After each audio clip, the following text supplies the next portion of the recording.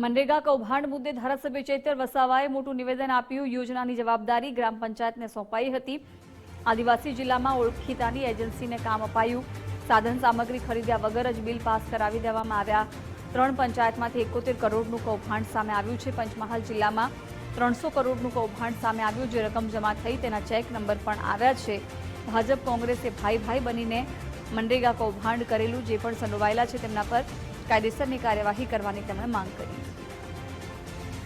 ભારતીય જનતા પાર્ટીની સરકારમાં એમના મંત્રી જ્યારે પંચાયત વિભાગના મંત્રી બન્યા, એમણે આદિવાસી વિસ્તારોના જિલ્લાઓમાં એમના ઘરની એજન્સીઓ, બીજા લાગતા વળગતાની એજન્સીઓ લાવીને મટીરિયલ પૂરું પાડવાના નામે એમને બારોબાર ટેન્ડરો આપ્યા અને ભારતીય જનતા પાર્ટીના તમામ નેતાઓના આશીર્વાદથી એ જ એજન્સીઓને 5-5 વર્ષ સુધી રિન્યુ કરવામાં આવ્યા।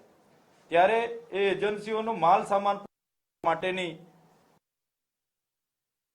આવ્યું ત્યારે આ એજન્સીઓએ કોઈ પણ જગ્યાએથી રેતી, કપચી, સિમેન્ટ કે સળિયાની ખરીદી કર્યા વગર કે કોઈ પણ સ્થળ પર મટીરિયલ નાખ્યા વગર એમણે એમની એજન્સીઓમાં જીએસટી વગરના, રોયલ્ટી વગરના, સરકારમાં પણ રોયલ્ટી જીએસટીની ચોરી કરીને પોતાના એપી સેન્ટરોમાં બેસીને કરોડો રૂપિયાના બિલો બનાવ્યા।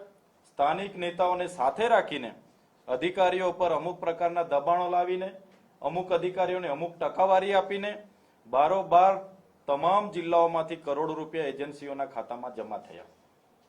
જે પ્રકારે અમારા પર લોકોની રજૂઆતો આવી, અમે એ એજન્સીઓમાં જમા થયેલા ચેક નંબરો, તારીખો, એની રકમો સહિત તમામ જિલ્લાઓમાં અમે રજૂઆતો કરી, સન્માન્ય ગૃહમાં અમે માંગ કરી। ત્યાર પછી પણ આ ગુજરાતની સરકાર જાણે એમને છાવરવાનું કામ કરતી હોય એવું અમને લાગી